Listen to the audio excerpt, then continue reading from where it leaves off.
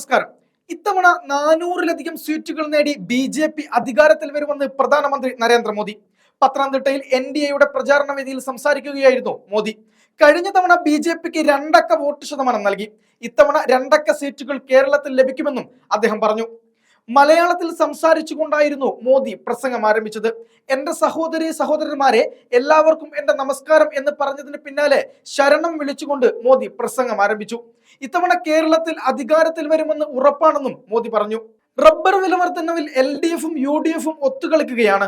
Vote bank രാഷ്ട്രീയമാണ് ഇരു മുന്നണികളും നടത്തുന്നത്. ഇവിടെ ശത്രുക്കൾ ഡൽഹിയിൽ മിത്രങ്ങളാണ്.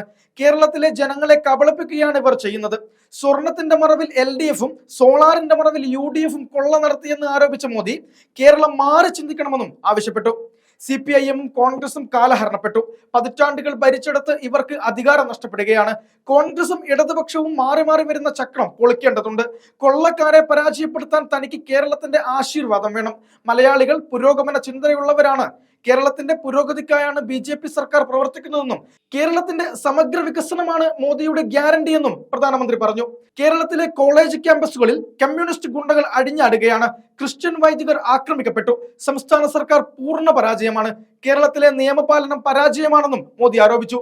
പത്തനംതിട്ടയിലെ NDA പ്രചാരണ വേദിയിലെത്തിയ മോദിയെ ആറന്മുള കണ്ണാട് നൽകിക്കൊണ്ടാണ് പത്തനംതിട്ടയിലെ NDA സ്ഥാനാർത്ഥിയായ അനിൽ ആന്റണി സ്വീകരിച്ചത്.